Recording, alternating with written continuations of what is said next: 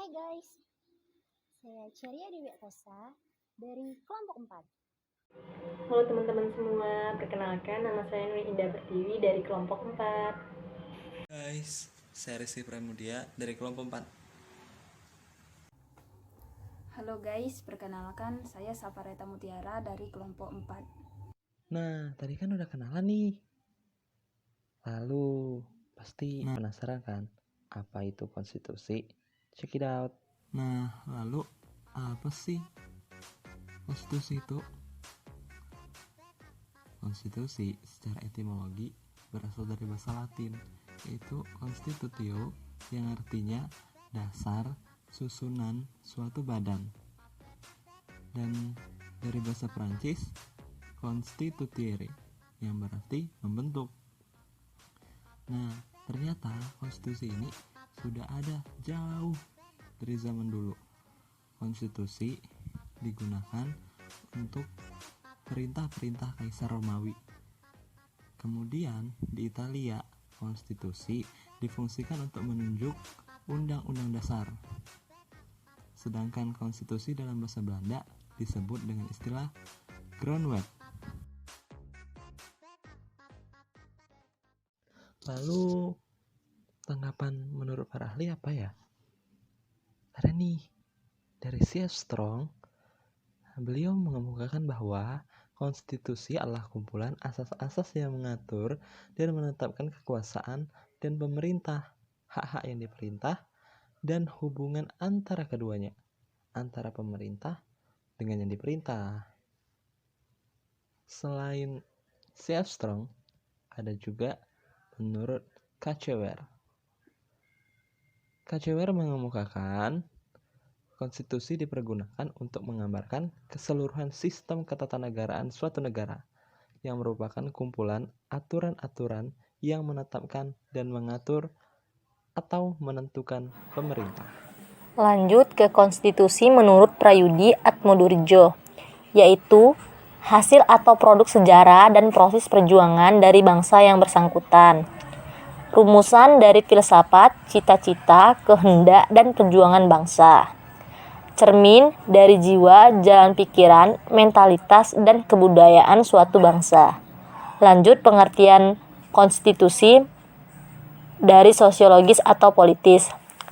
Konstitusi ini adalah sintesis faktor-faktor kekuatan yang nyata dalam masyarakat. Jadi, konstitusi ini menggambarkan hubungan antara kekuasaan-kekuasaan yang terdapat dengan nyata dalam suatu negara. Kekuasaan tersebut diantaranya raja, parlemen, kabinet, pressure groups, partai politik. Lanjut ke pengertian yuridis. Konstitusi adalah suatu naskah yang memuat semua bangunan negara dan sendi-sendi pemerintahan. Salah satu bentuk naskah dalam lingkup mahasiswa adalah buku pedoman akademik mahasiswa yang mencakup segala kegiatan yang akan diselenggarakan selama masa perkuliahan. Nah, setiap pengertian konstitusi ini dapat disederhanakan rumusannya sebagai kerangka negara yang diorganisasikan dengan dan melalui hukum. Dalam hal mana hukum menetapkan 1. Peraturan mengenai pendirian lembaga-lembaga yang permanen. 2. Fungsi dari alat-alat kelengkapan. 3. Hak-hak tertentu yang telah ditetapkan. Pengertian konstitusi dalam arti sempit yang dikemukakan oleh Lord Bryce bahwa pengertian konstitusi dalam arti sempit adalah piagam dasar atau undang-undang dasar, yaitu suatu dokumen lengkap mengenai peraturan-peraturan dasar negara. Undang-Undang Dasar 1945, Konstitusi Amerika Serikat 1787, Konstitusi Prancis 1789, dan Konstitusi Konfederasi Swiss 1848. Pengertian konstitusi dalam arti luas yang dikemukakan oleh Bolingbroke bahwa pengertian konstitusi dalam arti luas adalah keseluruhan dari ketentuan-ketentuan dasar atau hukum dasar, seperti halnya hukum pada umumnya, di mana hukum dasar tidak selalu berupa dokumen tertulis. Teori Hans Kelsen, teori jenjang norma hukum, Steuven teori, yang digagas oleh Hans Kelsen. Dia berpendapat bahwa norma hukum berjenjang dan berlapis-lapis dalam suatu hierarki. Norma yang lebih rendah berlaku, bersumber, dan berdasar pada norma yang lebih tinggi.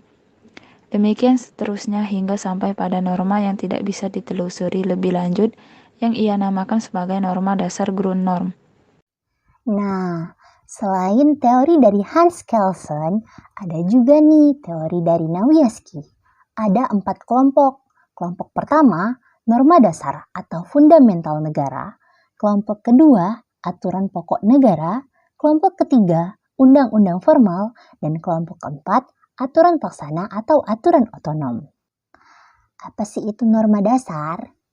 Norma dasar atau fundamental negara Indonesia adalah Pancasila dan pembukaan Undang-Undang Dasar Negara Republik Indonesia tahun 1945. Sehingga seluruh perundangan di bawahnya harus merujuk ke norma dasar ini. Yang kedua, aturan pokok negara.